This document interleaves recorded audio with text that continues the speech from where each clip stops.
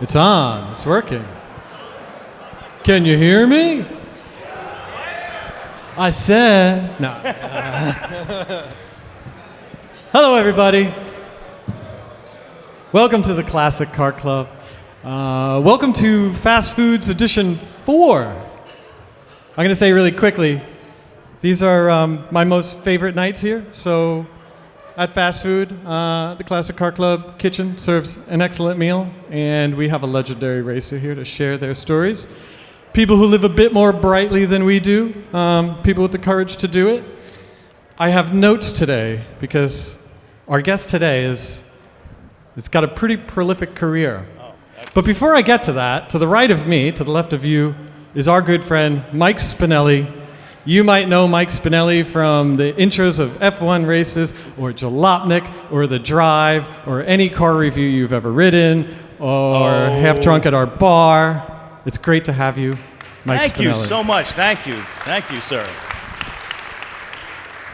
These are great for me because I get to talk to people that I admire and follow, and get to hear the great stories. So thank you, Michael, for this opportunity. Ask good questions, all right? Everybody's I'll try. Depending on you. All right. Our guest tonight. Enough about Mr. Spinelli. I have notes, as I said, because it's so long. I'm going to go through a little bit of his race career. It's not all on here because we don't have all night. But he has stood on the podium of the 24 Hours of Silverstone, legendary track. He has piloted an LMP1 car at more than 200 miles an hour at speed down the Mulsanne Straight with the sun rising in his eyes after setting the pace all night long in the most legendary of all races. He's driven for the Sir Jackie Stewart in the Formula One Opel Winter Series. He's competed in the Macau Grand Prix, which I think is the most terrifying thing anybody could do in their life. It makes the Isle of Man look like nothing. He's a legendary fixture in the Formula 3 Series. He's raced Indy Lights in America. He's been victorious in FIA Supercar Championship with Team Ascari.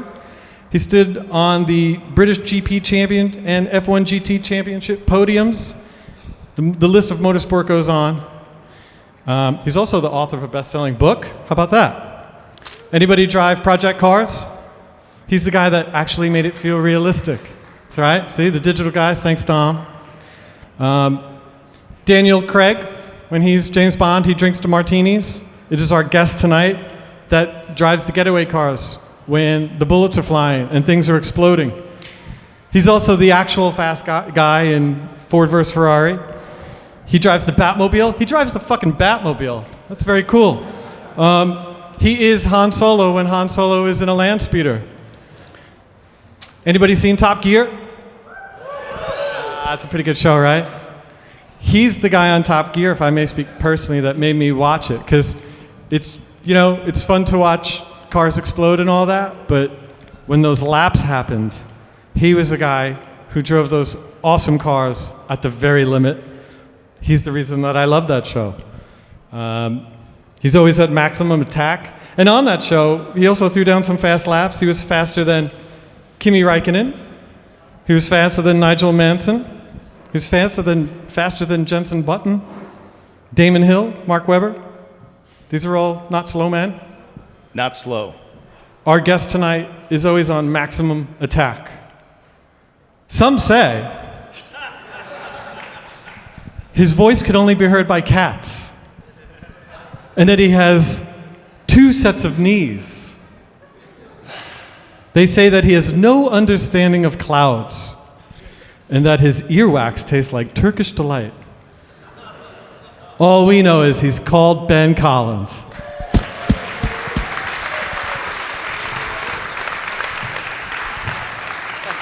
Thank you, sir. This is yours. Thank you. Great to be here, guys. Thanks so much for having me, Mike. And even some of that was actually true. So great. So. It's my pleasure to talk to you, obviously. I think that Mike did an excellent intro. I want to talk about the intro to your book. So the first book, this was the first book, I guess, that you wrote, is The Man in the White Suit, which has something to do with that show, with Top Gear and that helmet that's down there. So I always found that the beginning of that book was so compelling because it was that moment where we realized that this guy was going to be a big part of that show and, you know, was pulling up to this place that was where the magic happened and where Top Gear was filmed. Can you, in some way, talk about that moment of driving up, you know, meeting Andy Willman, the producer of the show, and you know, that first time that you auditioned? Absolutely, yeah. I mean, I wrote the book as a cure for insomnia, but it's become so much more. But no, it was an amazing opportunity. I'd been watching. Top Gear was running through the 1970s, and there was a new iteration kind of running in 2002, and I saw it on the TV. They had this Darth Vader character in a black suit, who was his character was unbeknownst to me about to be killed off. So it was good timing that I happened to be in touch with the producers about doing some driving, and very sadly, the black Stig was his demise. They sped him off of the end of an aircraft carrier on the steam catapult in a Jaguar, and all that was left was this Nomex glove floating in the North Sea. So that's what they did to bad Stigs. Just before this happened, I've been in touch with Andy Willman about getting a job and doing stuff and whatever. And so I reported to Dunsfold Aerodrome, which is where they designed and tested the Harrier jump jet. And it's a pretty amazing place. Well, actually, no, it's really not. It's a bit of a shithole. But I arrived in my little car and I was looking around. There's lots of brick buildings and hangars and not much else.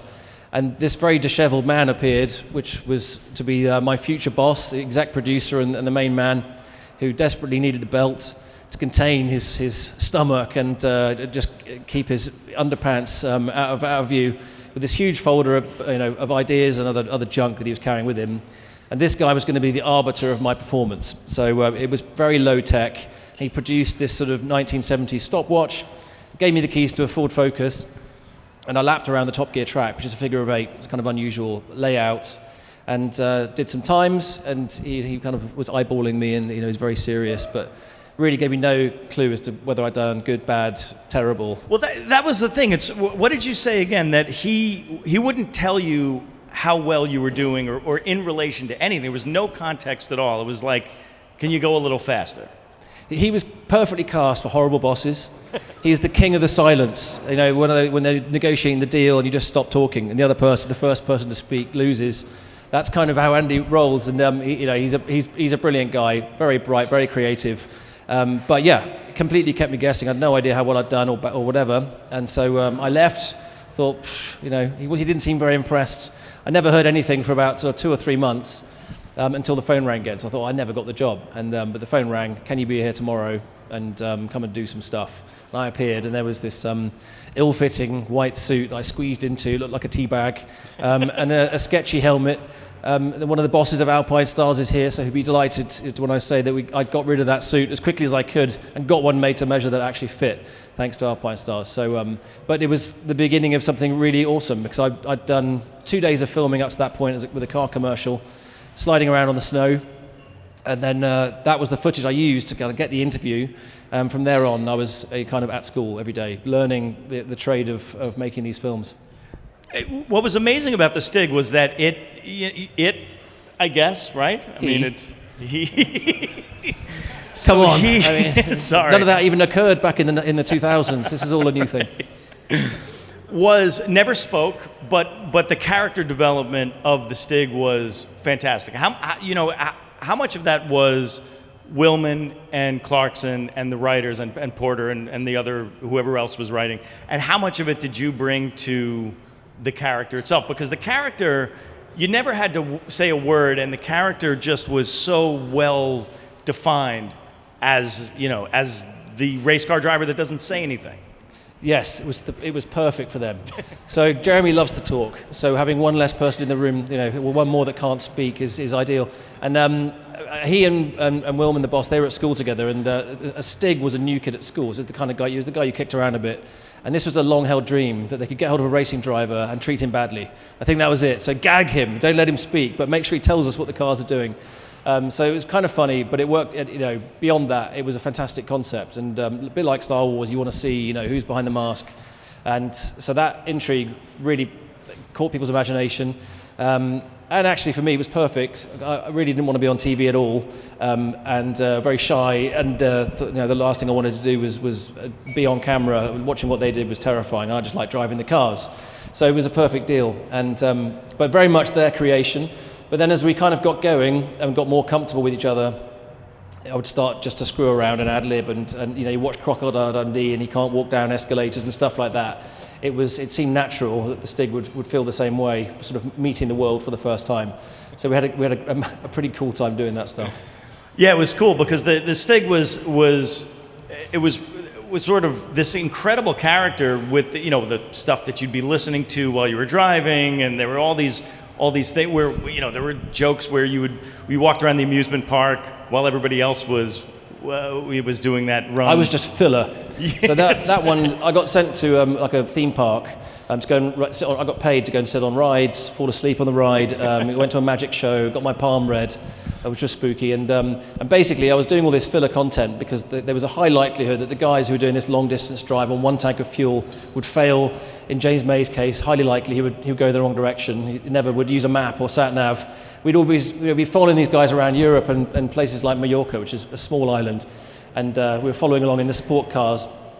Clarkson, Hammond, May, literally line astern. And James's indicator would go and he would just leave the motorway. And the producer would be like, what the hell, why? Why? Where's he gone? Follow him, try and get him back. And half an hour later, we'd find him lost somewhere else. So I've lost where I was going with that. But they were a pretty fruity bunch to hang out with. And yeah, what did you ask me? I forgot what that was. I don't know. I don't remember now. It was, and we're going to get into cars in a second, because obviously car control is was the thing that you brought into people's homes every Sunday night, was car control. And, I think for those of us that really care about that stuff, we really sort of nerded out on how the car was performing. But for everybody else, I mean, the great thing about Top Gear was it had this massive audience of people who were only sort of into that, and the entertainment value of, part of it was this sort of weird character that didn't speak, that did all of the jokes were strangely deadpan and whatnot. Yeah, I mean, when I was on my own at the track, mostly it was like playing tennis by yourself, and sort of you could be pretty strong doing these lap times, but there was no competition. It was all in your own mind. So I would always focus to produce the best lap time. The producers were more pragmatic, and they wanted to get it done in a certain amount of time. I mean, we had one example was a Bugatti Veyron. The tyres it's £50,000 or like $80,000 for a set of tyres. And the first one, I mean, Bugatti aren't stupid, so they wouldn't give us a car. So we had to borrow when this guy had bought on hire purchase. So he leased this thing, and he would balloon payment of $1 million at the end of the run. And he did not want to pay for rubber. The producer was like, how many laps do you need to do a time? It's like, at least 5 or 6. He's like, can you do it in 2? It's like, no. And he's like, well, he doesn't want to pay for the tyres. BBC doesn't want to pay for the tyres. So we're having this kind of quibbling match about what we could do with it. Fortunately, banked to time, and then when Bugatti saw this, they were enraged because all the press departments, they want the best. They don't want just some dude's car with half a tank and all this in ropey tyres. So they brought the real high-performance version of the Bugatti. We used 2 sets of tyres within the space of an hour, so it was $100,000. And the Bugatti's pretty amazing because it's rated to run at top speed on those tyres, so it'll do 250 miles an hour, and let me get this right. The tyres are only rated to do that speed for 15 minutes, but you run out of fuel in 12. So it's never been tested. And so we had to refuel, to change rubber, and it was incredible. It emptied the tank in 3 laps. I don't even know how it's possible because it's getting so much rolling resistance from the rubber on the course. And just literally left these fat black lines everywhere. It was like graffitied the track. It's an absolute monster. And but I very much, I suppose I kept myself honest up until the point that they brought in a world champion. Nigel Mansell was the first one we had to set a time in the reasonably priced car. So we had this terrible little Suzuki that we abused, front wheel drive. It wouldn't pull the skin off of a rice pudding. And Mansell produced this amazing time, and he was sweating and he was kicking the tyres. Like, maybe I'll drive this, maybe I won't. Took it very seriously. like a sort of Formula One qualifying lap. And I just relaxed, just watching, thinking, the pressure's on you now, mate, so you can just do your thing. But he did his time, and then Willman just whispered and said, yeah, go and beat his time. So, oh, shit, I can't make this up. How do I do that? So fortunately, we were like conditions. I very marginally beat the world champion's time, which was a major relief. I kept my job for another week. But very much, they sort of, they would script a lot of what we did on Top Gear. The Stig's bit, though, really was not scripted. And they would turn up and go, look, this car should be quicker than that one. I'm like, why is that? Well, it's lighter and it has this and that. So, well, we don't know that it will be quicker or slower until we drive the car. And that would play out in a lot of different ways. The classic being, we went to Zolder, and they did this really politically correct thing where there was a German TV show, obviously we were the British TV show, and don't mention the war, but they arrived in Spitfires, these fighter planes from World War II. They had these little miniature tanks. They had the German ones with these little crosses on that we're familiar with, and the sort of British version. And at the finale was for me to race their driver. They had their own kind of Stig, which was going to be difficult, but particularly because the car I was driving had a stuck throttle, so that whenever I went anywhere, the throttle would go to maximum 2 or 3 times a lap, but they still expected me to beat this professional racing driver in a Porsche. Obviously, I did anyway, because I'm so fast. But it was serious, because you're like, oh, they don't care about problems, don't give us problems, just overtake the German guy. So fortunately, did. But it was a miracle. Well, so I mean, was there a car that you were surprised, particularly by the performance of it, that you got in and were sort of expecting something, and then got in and said, oh wow, this is something really special? I mean, there's so many really good cars, and I don't think I was really surprised by those. I was always surprised by the dogs. So I've seen in the collection, I haven't seen the whole collection, so this is a stab in the dark, but the Alfa Romeo 8C, I don't think Mike owns one, fortunately. I don't think there was one here. Was terrible, and it really should have been amazing. It sounded beautiful, but the car, the rear axle would try and overtake the front. It was like you were driving sort of 2 cars stuck together, which was really bizarre, because the Maserati, which is GT I think it is, which is basically the same chassis and engine, all work perfectly well. But yeah, you would end up with you'd think, how could the factory produce 2 such different machines out of the same platform? TVR, another good example of a... Oh, the TVR, which TVR? The Tuscan? They were all terrible, which is really impressive that you could consistently produce crap over such an extended period of time. Completely beguiling car. I think, many of the owners never survived the experience. The best thing was to put them in museums, and I was delighted when they went bust. I just thought this will save a lot of lives. They were attractive, though. They did look good, and they sounded good, but they drove bad. Yeah. Did you ever test one? I've never driven a TVR. Sensible. It's sensible. So, that sort of brings us to the Koenigsegg, which I don't know if you guys remember the Koenigsegg episode. I thought we agreed you wouldn't bring this up. Oh, sorry. Was that on the list of things not to... You mean the car I crashed in the video? Sorry. You want to talk about that? That's fine. Okay, you could... It was a long time ago when... maybe the car wasn't as dialed in. Maybe the company wasn't as... I don't know. I don't want to, throw anyone under the bus on this one. But what happened? Yeah, it was interesting. So I was passionate to always produce the best result for these manufacturers.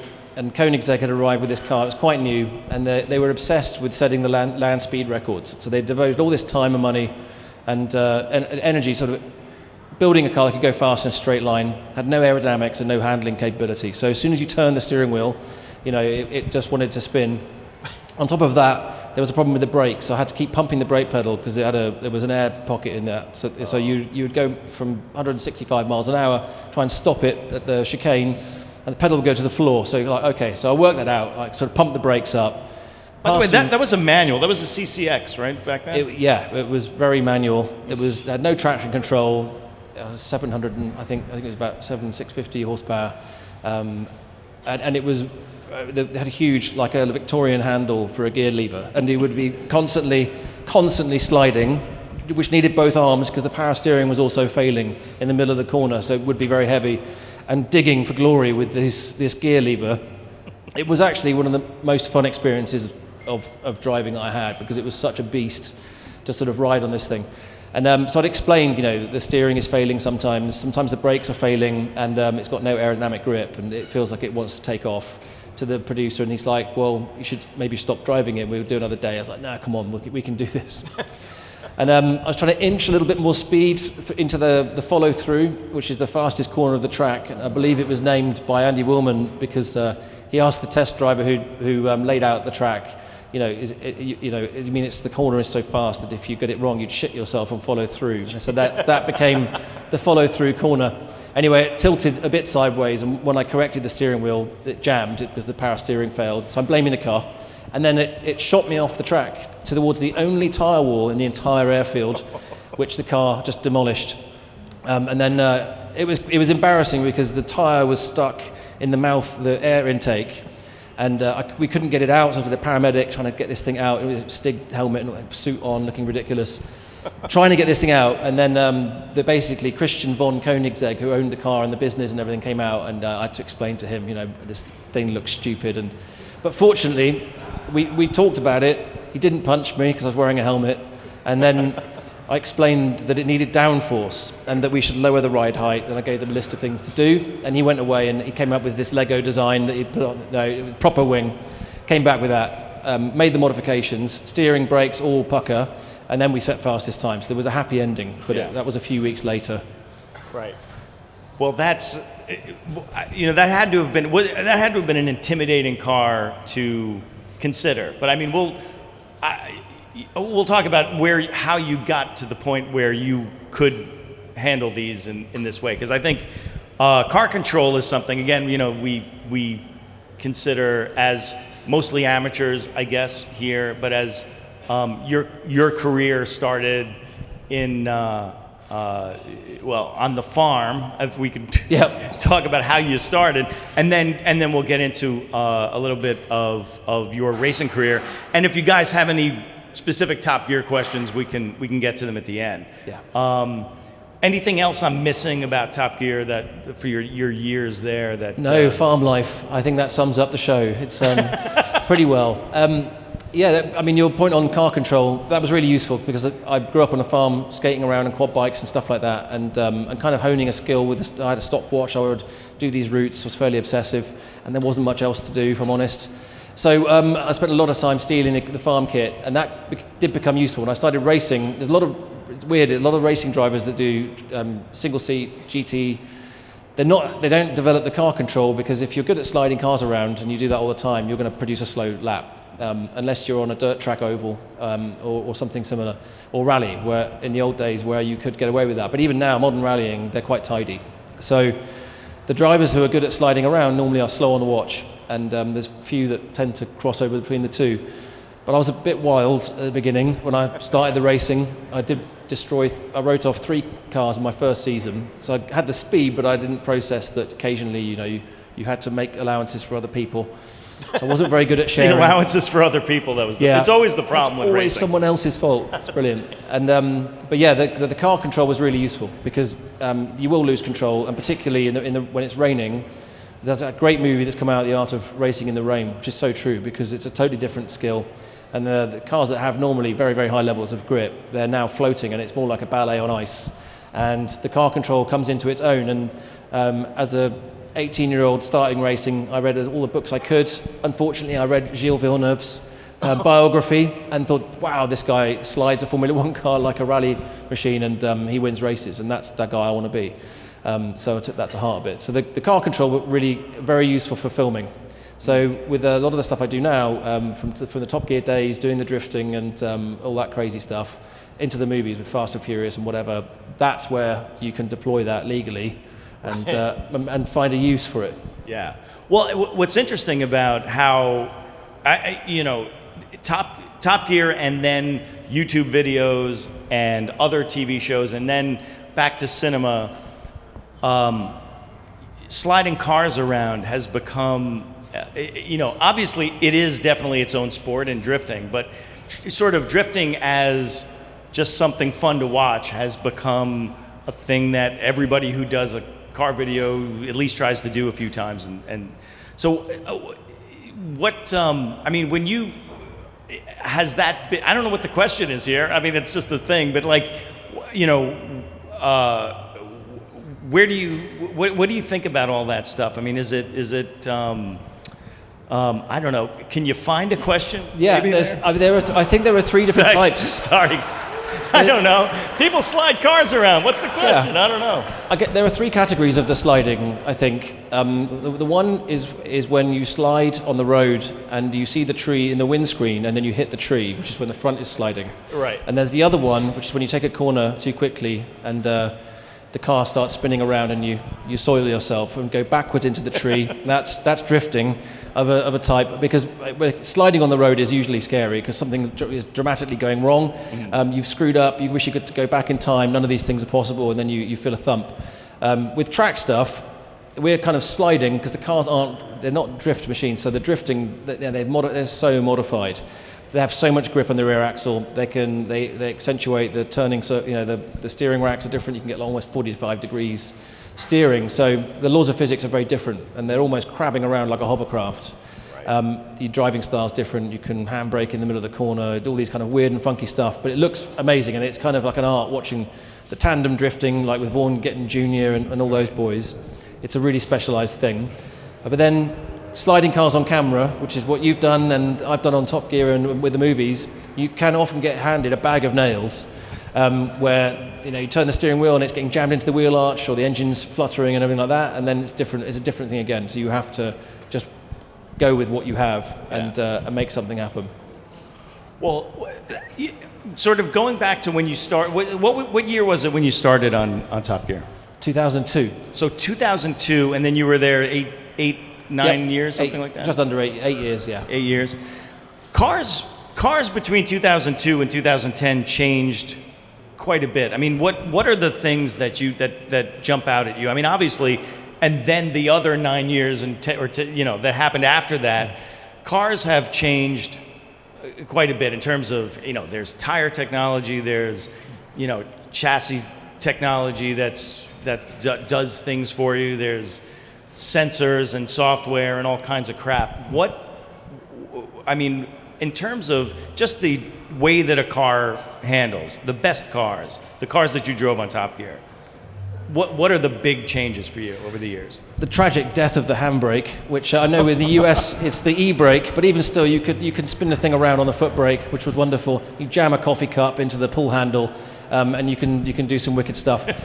So that kind of 2010, I think, was the high water mark of engineering, and we're regressing towards the Neanderthal with our fascination with the things that beep and all these, too many safety systems that interfere with the driver connection, which really is the divining rod is the steering wheel to the tires. You feel the road, and that connection is really, really vital to get the measure of the feeling. I think now, almost going full circle with the steering feel and the way they're able to re-engineer that. So it was almost a fly-by-wire steering wheel, but there's enough sensors with the connection to the rubber so you can actually feel the road again. So we are kind of getting some of that back. I was trying to answer your question, but I think a lot of the tech has interfered with the enjoyment of driving. Actually, really cool. I got to drive a Ferrari 348, I think it was, which they'd taken the engine out, combustion engine out, and stuck in an electric battery, the Tesla system. Which I thought was sacrilege, but was really interesting to try it. And the system, you wouldn't even notice the car had been altered, except to drive. Had more power, the car was more responsive, it's easier to drive, really subtle, and it had all the intuitive feel through the wheel. So actually, there is a way to use a lot of the top engineering there was nothing wrong with it before, but mate it with something that has a different power system. So there are ways to make it work, but there seems to be, the regulation side of automotive now is killing a lot of the fun.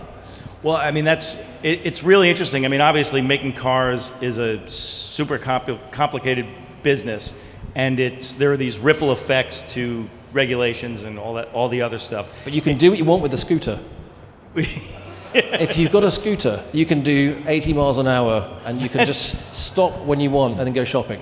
That's true. Yeah. What is that? The Honda Ruckus, I think, is people are doing some cool stuff with. Yeah, what do you think of that? They're wild. They're everywhere. It's like a plague.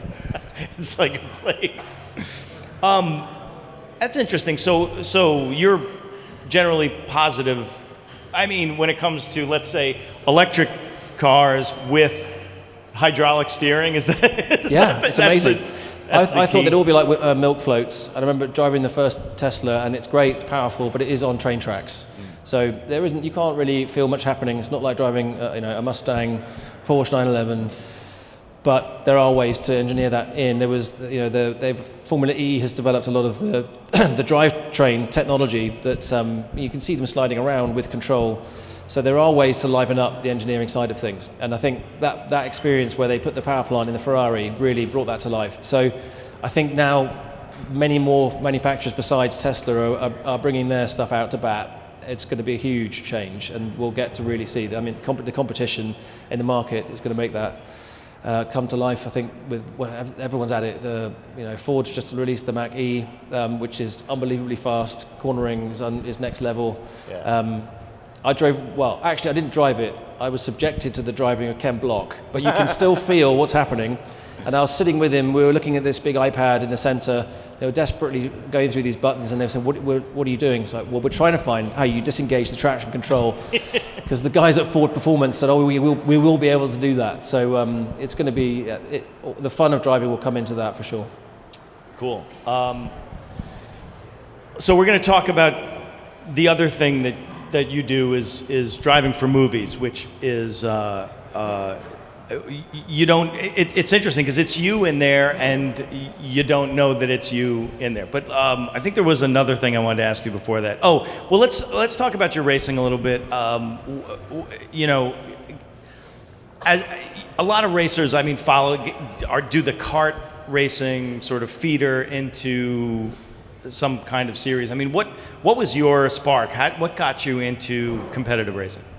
Yeah, I've always regarded the karting as kind of silly because they were really small and puny, and I didn't think much of it until I got in one. I realised that some of them do 160 miles an hour. The kids were racing at 90 miles an hour when they're like 10 years old, learning all the tricks of the trade when I was just, walking around on the farm in the mud, trying to steal fuel for the quad bike. So it was a big advantage, and I had to catch up very quickly. But the training ground for karting it's immensely powerful. And now we have esports where the simulators are getting so much closer to the real thing that there is a genuine crossover, and you can use that skill coming across. But again, not all kart drivers could transition to the cars. But for me, I was lucky on my birthday. My dad gave me a shot in a car at Silverstone when I was 18, and that was it. I barely even pulled away. The bug was firmly in, and I didn't want to do anything else. And the problem has been making sure I get to keep doing that ever since. I've been very lucky to keep up. I had a long racing career, but now I'm more into the films. It's a very addictive sport. I'm in a room full of people who are clearly addicted as well. And these performance cars just get into your blood very quickly. Yeah. I was amazed just looking at how many series that you participated in over the years. There was, BTCC, right? I mean, I'm not even going to go through them because there's so many, right? I mean, which was your favorite series? And is it sports car racing, in general, or is there something more specific? I loved all of it. I had to keep moving because I kept getting fired. It's like really hard. So look, no, not. I mean, I wanted to race in Formula One, and really racing. The issue is funding the whole thing, and so I was very fortunate that when I got to kind of the pinnacle of where I could get, I had a possible opportunity to go and do something with Arrow's F1 team, but again, it was all about money, and I managed to switch across to the Le Mans racing, which for me was the absolute best racing I ever got to do. So they basically had a Formula One engine. It's a Judd 4-litre. I think they would say it had 700 horsepower, but it had 850. It weighed less than a Mini, and I think at Le Mans we were doing 220 miles an hour, no power steering, completely raw, absolutely phenomenal, with more downforce than a Formula One car. And the jump from Formula 3 racing that I was doing at the time up into that level was enormous. First time I drove it, I could do 2 laps before I thought my arms were going to fall off. My neck was absolutely smashed to bits. But I managed to get the drive, and it was a competitive evaluation. And then I got to do two of the best seasons of racing in that beast, and learned that I had to then spend 3-4 hours a day in the gym to try and look like Rocky Balboa, my teammate, this South African driver who was an absolute beast. He was in the gym. It's like do you really need to train that much? And now he's like, wait till you drive the car. Sure enough, absolutely dying in it. And we would do hour-long stints. So you drive the car for an hour, basically till you run out of fuel. And back in those days, you could do it was legal to do 4 hours in the car. So in the heat of the day, you'd be doing up to sort of 3+G cornering, put new tyres on it, the grip level goes up, your arms are really working hard. So yeah, 4 hours of driving, so quite full on. And the car was very, very responsive. If you weren't constantly adjusting the steering wheel at any speed, whether it was high speed, low speed, whatever, you were losing lap time. So you had to be on it, absolutely on it all the time. Or you would be beaten, and your teammate would be the ultimate measure of that. So we were really hammer and tong in a good way, egging each other on to get the times out of it. I think we ended up finished third in the World Sports Car Championship. We could and should have won it. We ran out of fuel in one of the races that we were going to win, which is pitiful, and a few other little mishaps like that. But still, we were racing at the top end with Ferrari, with Dome, all the top LMP1 manufacturers at the time when sports cars were big. So that was very special, and racing at Le Mans, which is the best. Well, yeah. I mean, I always wonder, because this is sort of the, from what little racing I've ever done, it's the in the rain at night problem, right? I mean, It's like I've maybe done it in a minuscule amount. Tell me what it's like in the middle of the night in the rain at Le Mans, and you're trying to make up pace. So Le Mans is a street, and the trucks go up and down. They leave those big grooves that you get on the freeway, and those fill up with water really quickly. I got in the car, I think it was at 1 in the morning, and it was absolutely monsoon. It was full on wet. We got in the car, there was a puddle in the seat, squelched into that, and the thing had a strange fairing, so whenever you turned right in a second gear corner, there would be a puddle of water that would just literally come up like a little miniature surf wave and land in your lap to remind you that it was raining. So actually on your own, it wasn't too bad, except for the standing water puddles, and there were 3 or 4 of these big ones, and you go out and you have to try and get on the pace straight away, and it's like poking around in the dark at night, finding where these puddles are, because you can't really see them. Everything is shiny. You've got these kind of semi-effective lights going on, and you hit a big puddle at 160 miles an hour. The car takes off, and you're basically completely weightless until it lands. So you have to build a mental map, not just of the corners that you often can't see, but also where these puddles are. The beauty is, once you kind of have that down, you can start to find your way around it. The straights aren't straight anymore because you have to watch out for that one. You kind of move over to the Armco. But you do also need to memorize the track with your peripheral vision, because 50% of the time when you come up on another car, if you put your hand in front of the window, or we didn't have a window, in front of your face, you can't see it because of the spray. It's difficult to describe the spray because the volume of water that we can produce with these tyres with that downforce, it just covers the entire track. So you cannot see a thing. So you'll end up looking left and right for breaks in the tarmac, different changes, different trees, stuff that won't move though. You can't trust things like rubber cones.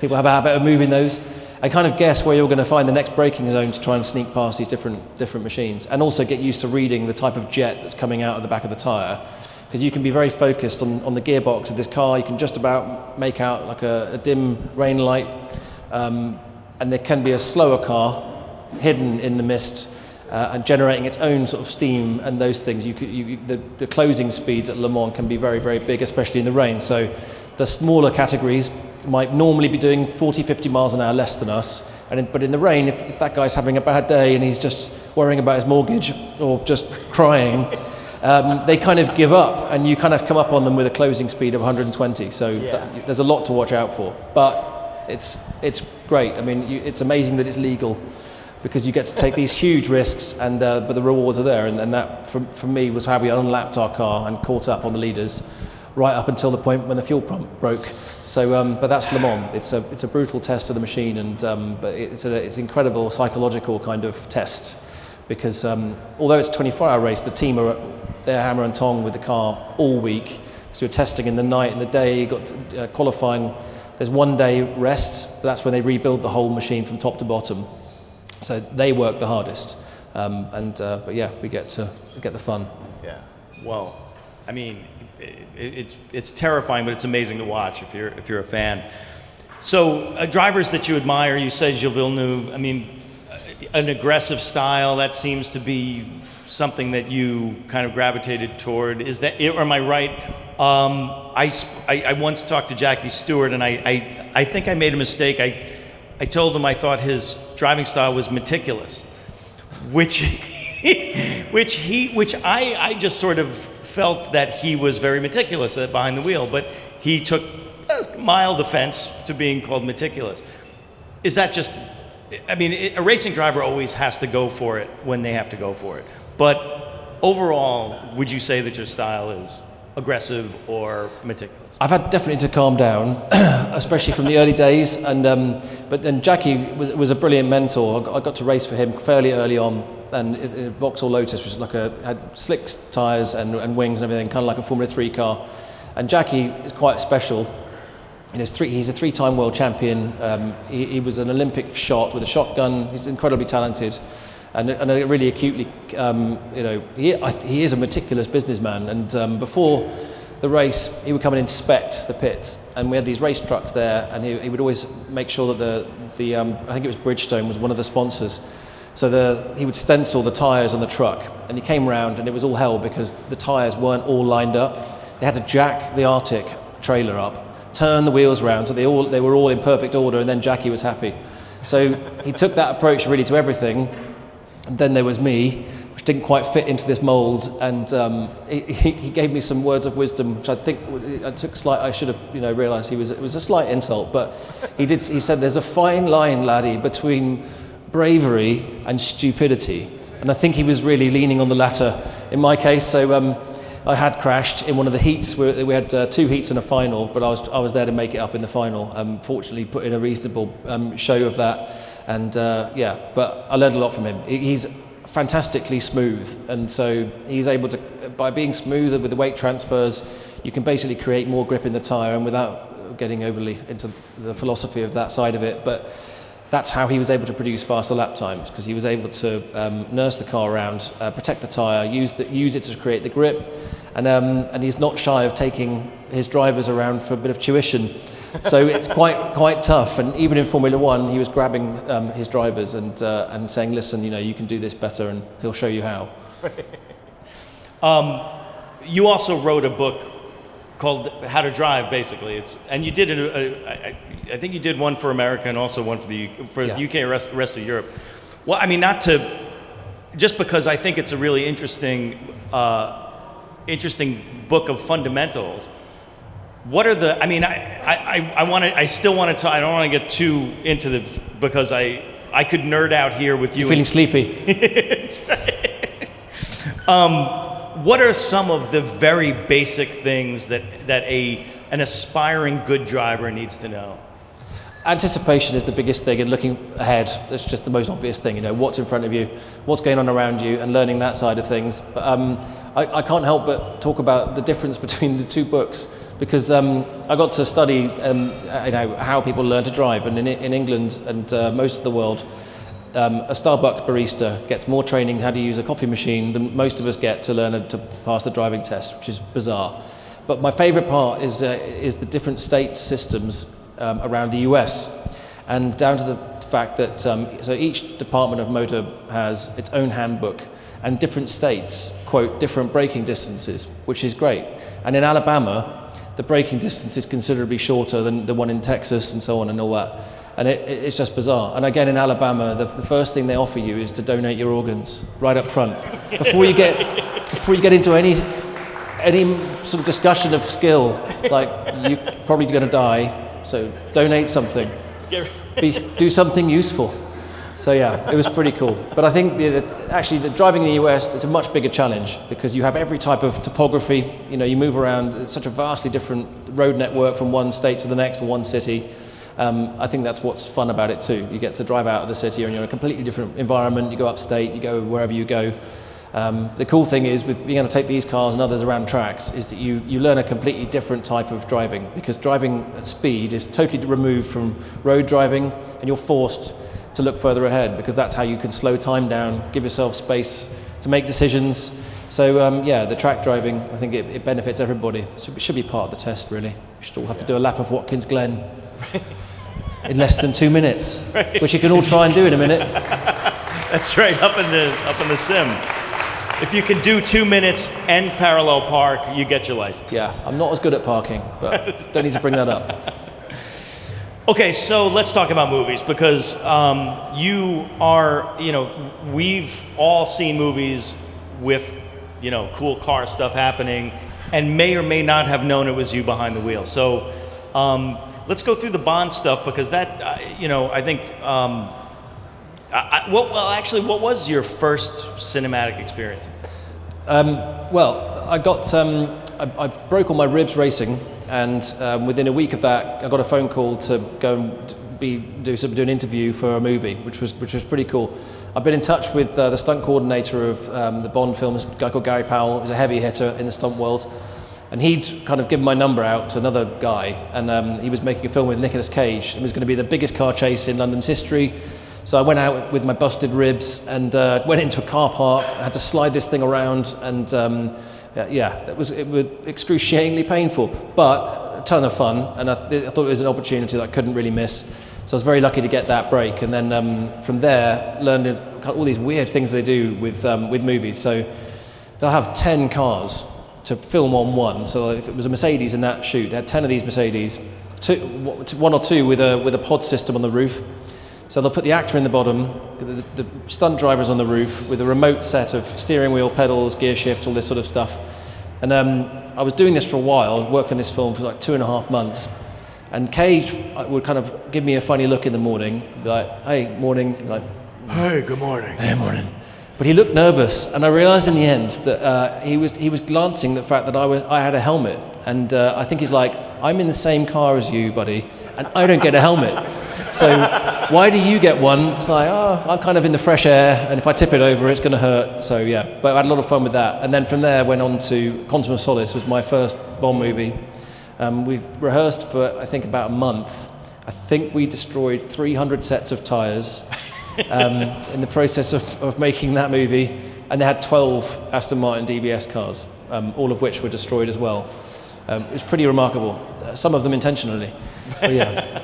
It's crazy. They've got the resource. That's what's amazing. You go from the TV world, which is small budgets, into big movies. I think it was a $10 million car chase. We spent 3 months filming it to produce 2 minutes of footage.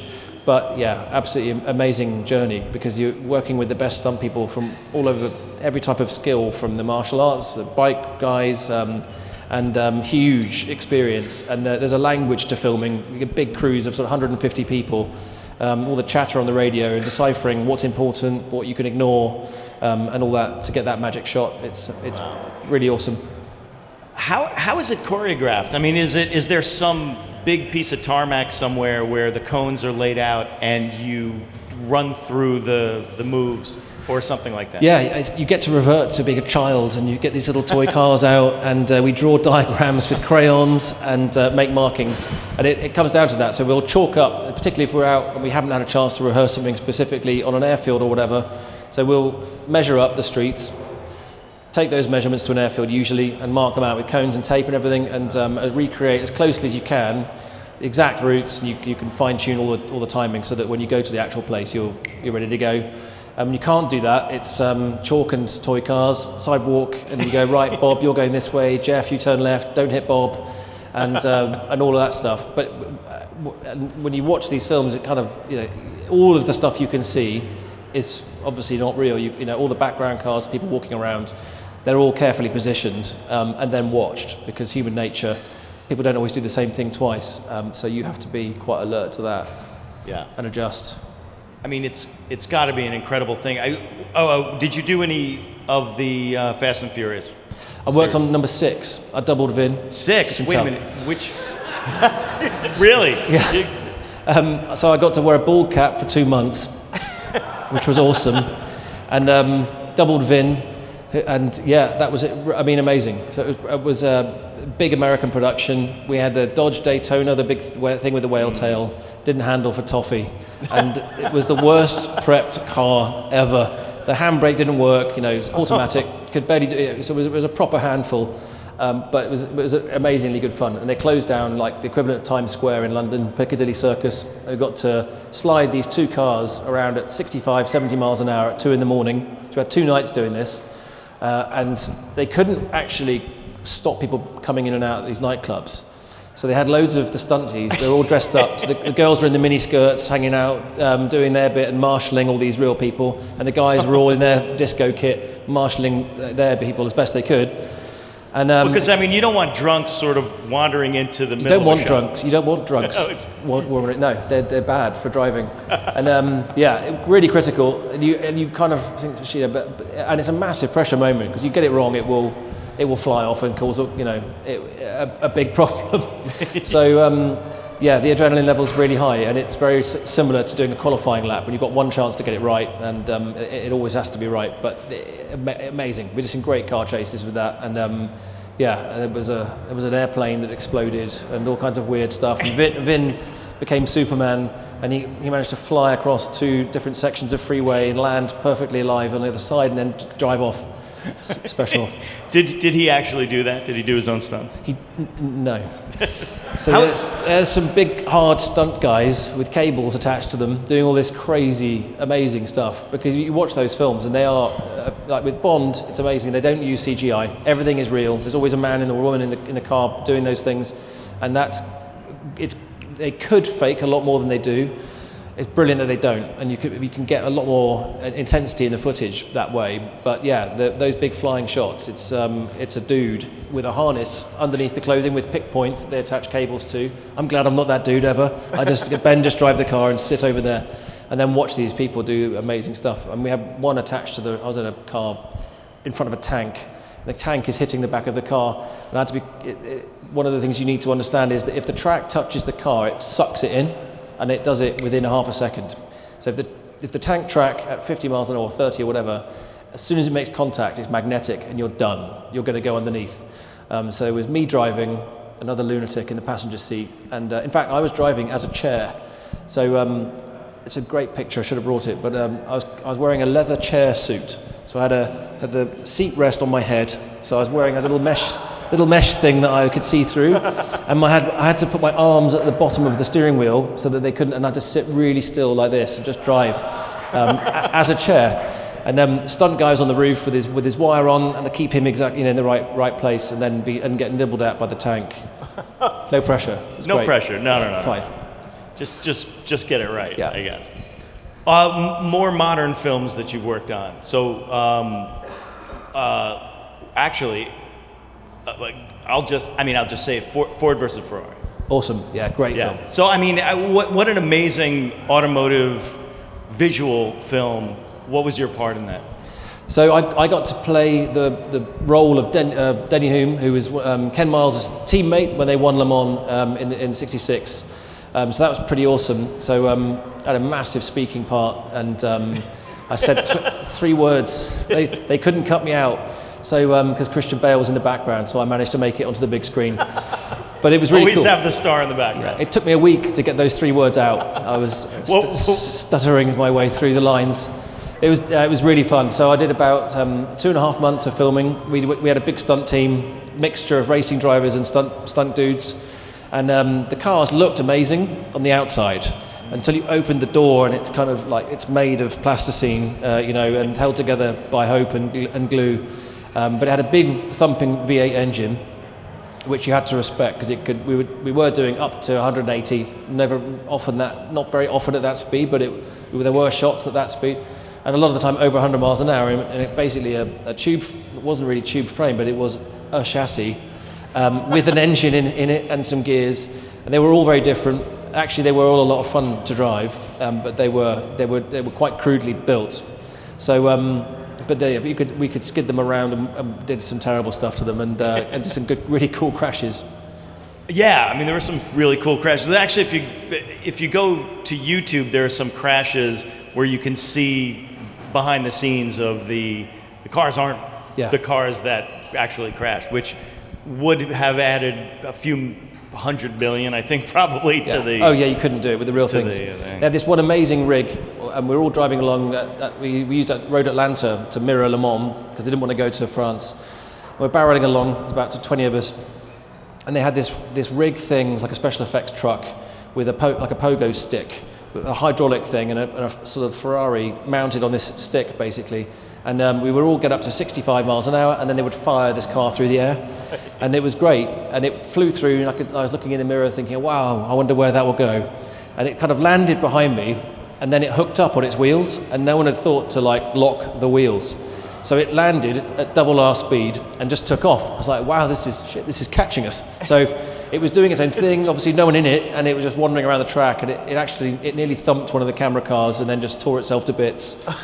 So that was a pretty interesting way of doing that. But a lot of the other physical bits were done by a really great driver called Jay Fry, who worked on Baby Driver. If you haven't seen that, the driving that's amazing. Hyper accurate guy, and he just was on the nail. And if you watch again and you see some of the close shots where a car slides past a camera, and that's him. So it's amazing. There's a lot of skill in the team. Yeah.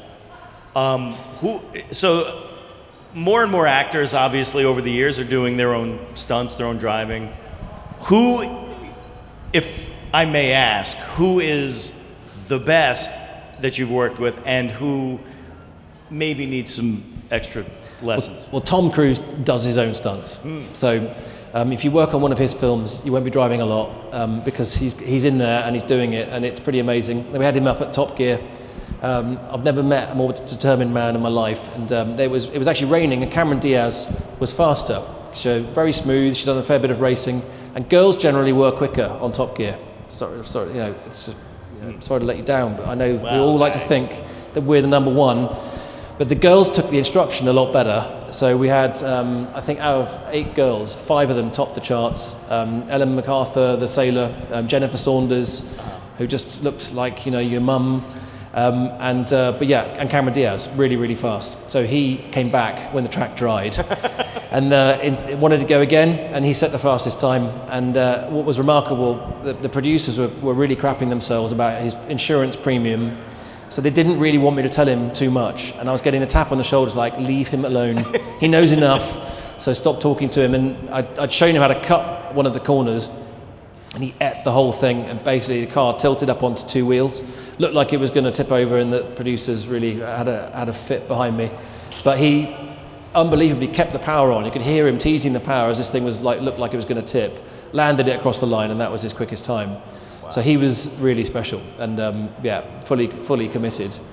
In terms of the work, the polar opposite obviously is Clarkson. You can't teach him anything. And I could tell you numerous stories of his resistance to any formal education about driving, but I think the best one was that he got hold of, they had a special forces guy who took them into the North Pole, and he was yelling at Willman saying they're not listening to me. If they go out, they're going to effing die. And he's like, go and tell them that. So he tried this. It's just they still weren't listening. And he was giving them a lesson with a shotgun in how to deal with polar bears. And Clarkson interrupted him and took the shotgun. It's like, no, I'll show you how to do this. And this special forces guy's like, I can't choke him out because there's too many people around. But these guys don't forget that kind of detail. So he registered this somewhere deep in his dark heart, and he waited until they were in situ. And it's this brilliant piece of real sort of footage. They're standing around, they've cut a hole in the ice, it's freezing water. Jeremy's not very fit. He only eats Scotch eggs and Red Bull and cigarettes. The free food group. Yeah, what else do you need? And they're standing around, and you watch this little SAS man go around the back of them, and then he literally just stiff arms him straight into the water, and then is shouting at him the entire time as he get out. He makes him roll in the snow, puts him through this whole thing, and the camera just quietly fades. Jeremy was reduced to tears apparently, and taken back to a warm tent and given a hot chocolate. Got to phone his mum. I've broken the rewind on my remote watching that scene. It's a wonderful moment. What about Christian Bale as Ken Miles? He was great, and equally dedicated to getting hold. In fact, so I didn't teach him the driving. Robert Nagel was the stunt coordinator, who's another legendary car guy. He coordinated Baby Driver an amazing car chase. So he trained Christian, and he was absolutely on the ball with it, so he could have done a lot more. The thing is, it's not practical for the actors to do too much of the driving because they don't have time, and if they break themselves, we're all out of a job again. Well, they're method actors, right? Aren't Yeah. they supposed to be doing this stuff? So I could equate with that because he was method into another racing driver, and it was pretty magic. I was hanging out in the pits in the 1960s outfit with the Brill cream, and they completely built the Le Mans pits from the 60s out of wood and what looked like concrete but wasn't, up at a film ranch in California, and just hanging out with Matt Damon and Christian Bale having a cup of coffee was pretty cool. And they're really, really fun. And all they wanted to do was understand what it's really like, what's the focus like, how much do you talk to other teams. And it felt really realistic because equally the Ferrari team that were our arch rivals, they had all these Italian guys and they were amazing. And so they had all the moody looks and all that kind of stuff. When I watched it, I thought, yeah, that looks real. And it is like when you race against Ferrari, there is a cool edge, and there is a different passion. I think the Italians, the Ferrari are unique among the teams. All the teams are competitive, but the way they go about it is very different, and it does inspire a kind of different kind of, your heart thumps a little faster when you're in one. Yeah. Well, let's see. So we are a little bit over time, but I think everybody looks like they're still here, so this is great. Can you wake those guys up at the back? These guys are awake, so that's good. I think we can do some questions. We don't have a mic for out there, so if you have any questions, I think you have to. Don't let him ask. One in a baseball cap. We'll avoid him. I will. Noted. Okay, Noted. Got him. Emlyn. Yes, in the back there. Be above. No, that's you.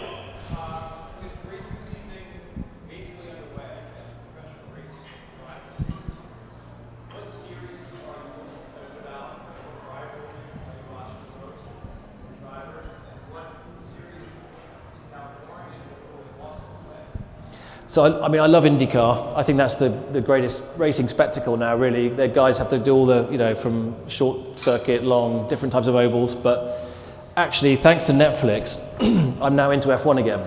So they've really done a great job because all the stress with the contracts and the banter and the needle between many of the drivers, I think they're really starting to actually make you care a bit about what goes on behind that coloured helmet. And so I think the F1 season's got a lot more interesting, but I'm more glued to the Netflix series than the real racing. It's true. Drive to Survive does something that we never thought we would see from F1, and that is the gritty stuff that happens behind the scenes and stuff that you would think that they would, I don't know if Bernie in the past would have let anyone see the kinds of things that we see from. But they should. Drive to Survive. It makes it interesting. It definitely makes it interesting. If you don't know the people, the personalities, why do you care who wins and loses? So I think that's good. So Danny Rick, we're going to see what he does, and but yeah, it's tight, and I'm hoping the cars will be closer. Every year, it can be a bit predictable. Fingers crossed, it won't be. But it's kind of cool because you watch these poor guys at the back, and watching all their trouble and strife. It's kind of entertaining watching their misery as their engines blow up and all that. But yeah, right.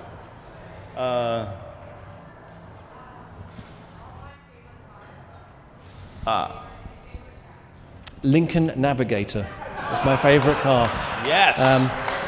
After that, Continental and my favourite ultimate car is the Porsche Carrera GT, which is a very unusual car, mid-engine. That happened by mistake. Some Germans, where they wanted to go to Formula One, they built this amazing engine. They cancelled the program and they said, "What do we do with the engine now?" So they stuck it in this car. And it's an amazing, it's just a wild piece of kit. It's the engine tone, it's an absolute screamer. Have you driven one of these? Slowly. It's sometimes the best way. But it's very tricky to drive, but I was lucky enough to get enough time on the track with it to bond, and it's a keeper. Sadly, most of them have been crashed. But, yeah. Well, that's interesting. Because can you elaborate a little bit? Because I think in the world of those of us who talk a lot and don't drive those a lot, what is it? Because people have said they were not good. Some people have said the clutch is not great. Whatever it is. Yeah, it's weird. For a mid-engine car, it feels like it has a lot of weight at the back that can be quite rampant. It's very stiff. And the throttle, it is acutely sensitive. And your feet, you basically, you sit in the car and you can hear them go thunk on the steel. So you've got this bumpy car, your legs and body are being shaken around all the time, and if your foot moves by one mil, it accelerates. It gives you 50 horsepower when you didn't necessarily want it.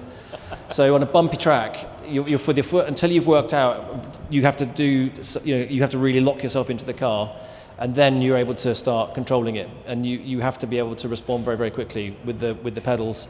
And even just down to the basic pulling away. A lot of people bought them, went to pull away from the showroom, the clutch is a racing clutch, and they stalled. It's like, this car sucks, I can't drive it. So there's a lot of that, and everything about it is a little bit awkward. It doesn't have a lot of downforce, so it can be very loose at high speed. So it does bite, and the people that bought it weren't ready for that at all. They had no traction control or anything sensible. Yeah. And favorite track? Macau. Wow. The street track, I think that pretty much that and Le Mans. I mean, there's loads, I suppose, that are really special, but I think Macau is the one that is the most memorable, just because you have to disengage your brain completely when you get in the car. You cannot think about anything. It's just it's very high speed. There's walls everywhere. The car is sliding, and you actually, we're using these single seaters to drive around that track. And they paint the wall of the tyre with the Yokohama or whatever it is you've got. And as soon as you're driving properly, the Yokohama is rubbed off by the walls. You're using the wall to drive the cars around. If you hit it hard, it just rips the wheel off. So you can't really, you cannot think one moment to the next. And it's sort of like I don't know, it's the closest thing you can get to a rally experience in a single seater, with this huge long straight where you can draft and drag past people. If you YouTube Macau, all you see is crashes, because every corner's blind, and it just takes one Muppet to lose it, and then you get a 10-car pile-up. And there's some fantastic video of drivers trying to push cars off of their heads, and all that good stuff. And you get dogs on the track. It's just nuts. There's just everything happens at Macau. You, sir. Oh, Brett. Hey. You too.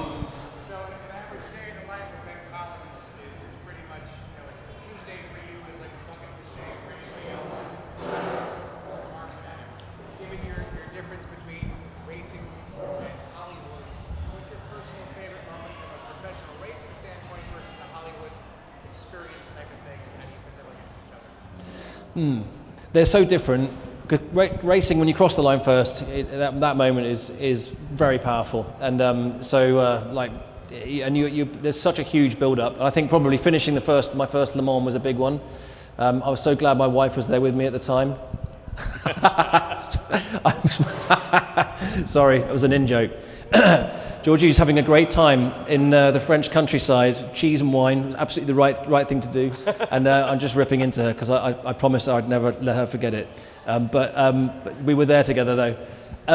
So yeah, finishing them on is pretty awesome because the team have put in such a huge amount of effort to get you to that place. And in that particular one, they had to change 4 turbos in the night to get it across the line. They would have put a Band-Aid on it to get the car to keep running. So finishing, sometimes it meant more than winning a race. And I think I'm a huge Star Wars nerd, so the Han Solo stuff was prime. So, we didn't talk about Han Solo. So can you sort of talk about that experience real quick? Yeah, they had this. What do you call it? I was about to call it a lightsaber. What is it? A land speeder, isn't it? Land speeder, yeah. And they built it from the ground up. So the old cars, back in the original days in the 70s, they had. Let me get this right. They had wheels, and they rubbed Vaseline on the camera, I think, to hide the wheels. So it was shot in camera, which is a great way to do it. And so it's like a tilt shift effect on your phone, I guess. A little bit, yeah. Yeah, but Vas. And and they couldn't do much but go in a straight line, and they wanted to do something next level. So we had this basically a rallycross car, 4-wheel drive. You could flick it on the fly between 4-wheel drive, front-wheel drive, rear-wheel drive. So there's stuff you can do in 4-wheel. You can back it into corners with full power, all 4 wheels burning and churning. So a V8 engine hidden underneath the front. Hydraulic handbrake, which was masked to look like some sort of jet thing. And all of those good gadgets. So it was proper, and you could do huge jumps because it was completely built with rally suspension. So we were doing sort of 60, 80 foot jumps, no helmet, and it was cushy. It was great. Unlike the Caterham that we rehearsed with, which I thought was going to break my neck when it landed. It slapped down, broke all the wishbones, and I was like, wow, glad we're not using that on the day. So yeah, the solo was amazing, and to finally have a car that works, because so much of the kit we get is last minute. But that was planned sort of like 6 months ahead. It's pretty cool. Cool. Yes.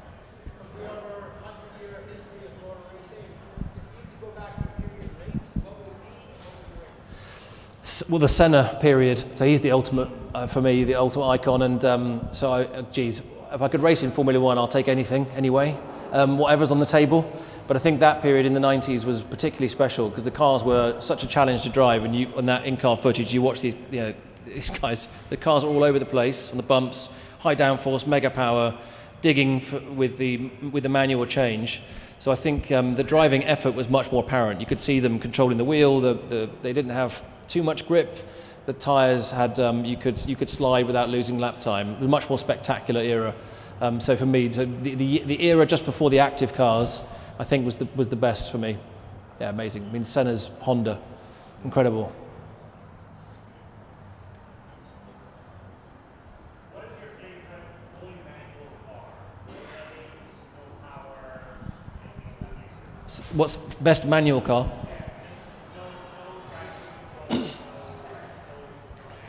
I think the Carrera GT is that one, and then actually, so to not answer your question, but the best automatic is that it's the 458. I think for me, the Ferrari 458 parked outside, which is super responsive and very different to the Carrera GT. It's a mid-engine, but it's almost unspinnable.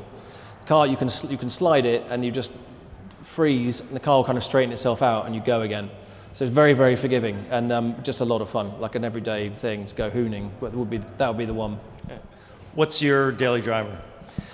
I have had my little midlife crisis and bought the 911 Turbo. Okay. Which is great. So I thought 2010 was the year that I just thought you don't need to go any faster than this, and so I remembered it, and that's the one I got, the 997. But then not a new one, a 997. Yep. So there's enough movement in the chassis. You can feel what's going on. Has a real handbrake. Which I don't know why I feel the need to have one, but I need it. So it doesn't bong very often, and I love it. And it's a complete hooligan. It's a manual? Yeah. Wow, when you could still frighten myself. Yeah, it's great. That's why I like it. It's cool. Not yet. I should, yeah, get a white car. You always stand out in a white car, don't you? In the back.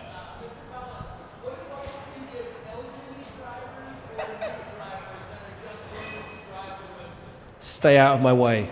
Yeah. It's kind of funny. I would like to be an old driver though, and I thought my granddad had it. He was brilliant. He was a mathematical genius, none of which passed through, tragically to me. But he couldn't see anything, and he had this little crappy. I think it was a Talbot Sunbeam. It's like a biscuit tin, and he couldn't see bikes, and either couldn't or wouldn't see them. And so there was lots of dents, where handlebar-shaped dents in this machine. He came to the attention of the police, and they decided they'd have a chat with him. They took him into a car park, and basically Grandad was no fool. So they walked him down through this car park. They turned him around and they said, "Okay, read out the license plate to the red, Ford or whatever," which he did, because he'd memorised all of the plates. So like 35 cars, he stored them and they let him go, and he was released back into the wild. He rocked on right to the end. How do you feel about self-driving cars? I think if it's a little pod, that's okay. We took a little pod at the airport. I enjoyed it, and it talks to you, and it was very apologetic, and that's quite right. But I think I don't know they have a future, because it must be really expensive to make. I admire Elon Musk, but he keeps saying that next week he's going to have a self-driving car, and it's never going to happen. It'd be 10 years, crucially expensive. And I think there's so much of the road that is a mystery. There's like 30% of US isn't paved. There's dirt, dust, cameras get clogged up. The sat nav doesn't always work. These things will just sort of veer off, and I don't fancy it. I know that sounds stupid, but like an airline pilot will tell you, it's easier up in the sky to have an autopilot than it is on the ground. Things happen very, very quickly all the time on the ground that you can't adjust for. So I think, I don't know, I think people are being over optimistic that will be out anytime soon. Yeah. Go on. Who? No, is she here? Is that a real name? Is he swearing at me? So there's this game. Oh, sorry, marry, fuck, kill. I thought Thank you. I thought Not marry, that's I not thought a he meant person's Mary, name. fuck, kill. Right. Fuck you. She's a great driver. Yeah, Jeez. I know her well. Yeah. So Hammond, Clarkson, May. It's the perennial question. Who is the best driver? I'm going to switch out from that because I think this is a bit harsh. They always ask, who is the best driver of those three? And I have used this line before. It's like trying to pick the best breed of cat for swimming. So they all have different strengths and weaknesses, but really the sum of their parts equal to not a huge amount of driving talent. But they're great fun. I had a lot of fun with all of them. I think they would all kill each other. I don't think you'd want to have sex with them. I don't know. See, he's rolling his camera again. It's always a worry. I think the thought of them leering over you is just terrifying. It wakes me up at night.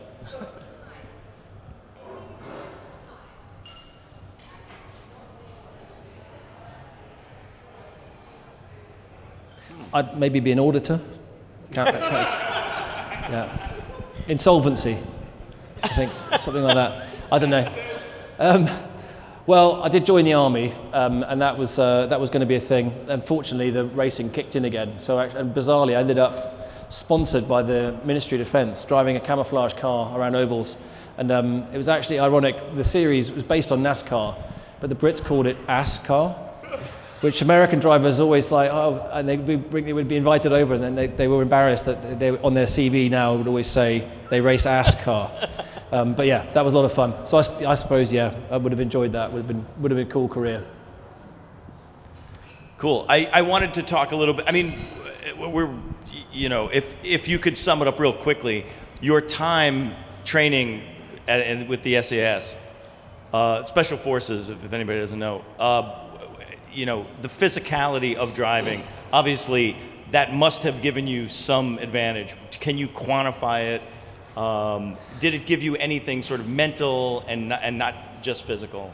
The amazing thing with the military is that they absorb it from. They learn so quickly, and they are committed to learning. So it's not like when you work at a racing school. Sometimes you get people who are just there for a laugh, just want to have a good time. They don't want to listen so much. But all the military people I work with are absolutely hungry for information. They want to be perfect. They'll be the best at what they do, and ultimately, what you're teaching them could save their life, because a lot of the time they're not currently, but there's a huge percentage, sometimes more in peacetime, are killed in car crashes than by bullets. So for me, that meant a lot to be able to instill some safety into their mindset. And I also got to teach the fun stuff, like knocking cars off the road, which from racing I was unfortunately quite good at from my touring car days. So that's pretty awesome. So vehicle interdiction, which means fishtailing a car, and you guys call it the pit maneuver, all that wonderful stuff. It's pretty amazing. So and a lot of it relates it's same skills from stunts. But yeah, I think really special. I mean, I just hugely admire what they do. They such a varied, incredible existence. But the driving was one small part of it, and yeah, they seem to take to it pretty well. In fact, I had one team I was with for about a week, and I would say that 2 out of the 4 were on a par with a lot of top racing guys I know, and were throwing similar shapes around the track, but just because they'd had enough time, intensive training to really kind of dive into it. Wow, cool. Anyone else right here? Edmund, do you have something special for me? Oh. No, he's eating. He's eating.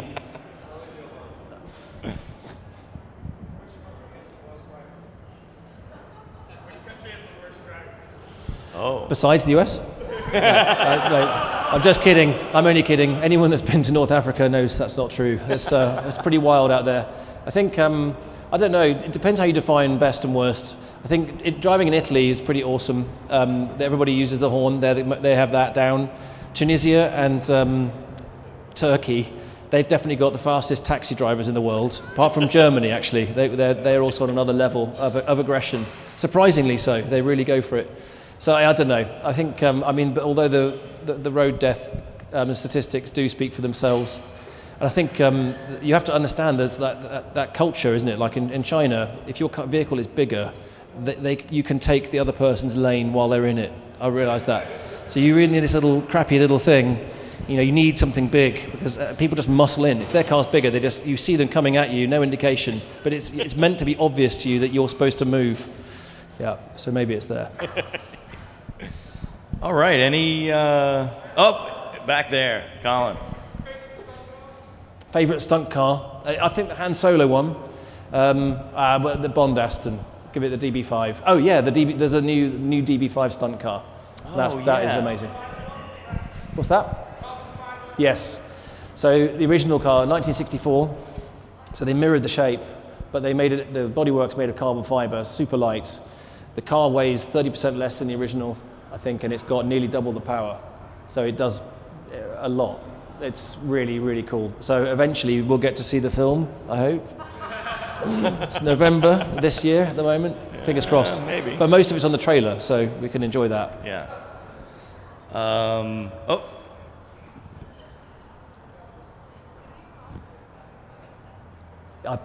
Did I pass my test? Yeah, I did.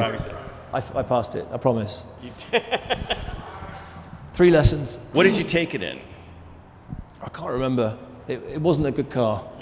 I was taught by a chain smoker. I don't know if he was a chain smoker before. Dave Clark. My wife also had the same instructor. I think he was brilliant. But yeah, his job, it got to him. It was a lot of strain for him. Favorite watch? I like Bremont. I think they're great. I'm a bit of a Bremont fan, or Rolex. Yeah, both lovely. But I'm currently rocking the Bremont. It's tested a U-2 spy plane just in case I have to eject. I know that this watch can take it. It's important. Yeah. Oh, you did the U-2 spy plane. Yeah, I didn't fly it, but yeah, I'd like to think that I could. Let's see. Oh, back here. 3 characteristics that make a good racing driver. Lack of imagination of what can happen to you, I suppose. I think you need to be. You've got to be very determined to keep doing the same thing over and over again. And that sounds trite, but you have to perfect something. It takes a long, long time. The cool thing now, like I was saying, is that you can perfect that on simulators, so that does help. And I think you've got to have some guts to string together when everything's going on. And the grip is, you have to guess and imagine the grip and commit to that. It does take a level of you've got to have some guts, but the other two as well. Let's see. Oh, okay. Good one. Well, I had a few of those, so really could string off a few of them. I think, brake failure is never nice, or when the steering stops working. And on one occasion, I did have both of those things happen, and we were filming, and the car had 2 potential journeys, and it was either going to go off a cliff to the left, or it was going to thunder into a marble wall, and it chose the wall, which was good, and I was happy with that, and it didn't hurt that much, so it was like, this is a winner. But at the time, it's like, where could this go? And it was downhill, so I was doing sort of 45, 50, and I thought, it could speed up and really get interesting. But yeah, it was all right. Lots of airbags in the face. Yeah. Well, this has been amazing, and there you go, that guy.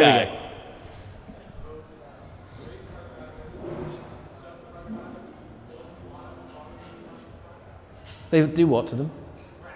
Oh yeah.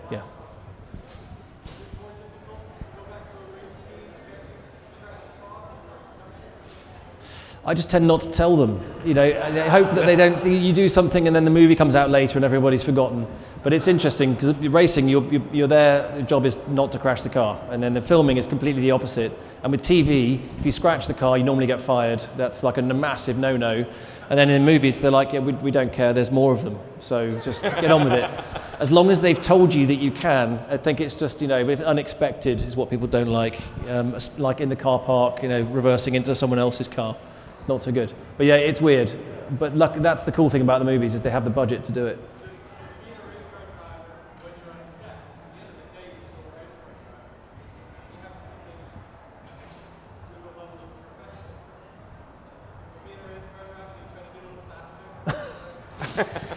That is the reason that racing drivers have been kept out of film all these years.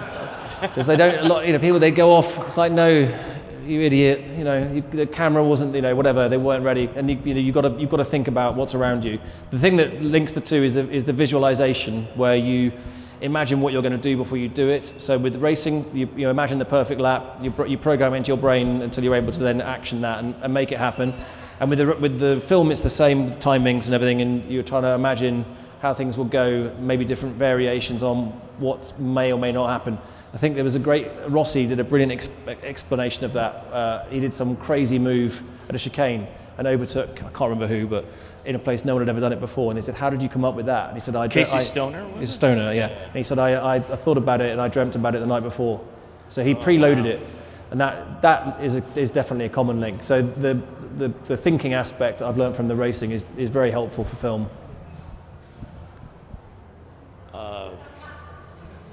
Great. These guys must be thirsty. No. Oh. I have a Land Rover from 1998, which it cannot beep. I can even turn the lights out on it completely, like no brake lights and everything, so I can be stealthy if I'm feeling Bond-like. But yeah, it's pretty cool. So it's canvas top, very basic and old school. Cool. Well, it's for rent. This has been amazing. I just want to make sure that everybody is... Any last final questions? This has been fantastic. Really, thank you so much, Ben. This is... I could go on and on. I think we could keep going, but... we can talk trash at the bar. Yeah, but for me, this has been an amazing experience to come and see this place, meet you guys, and have a great time and see these beautiful cars. So thank you for having me. Been amazing. And look forward to spending the night with you guys. Thank you. Great. Thank you so much. All right.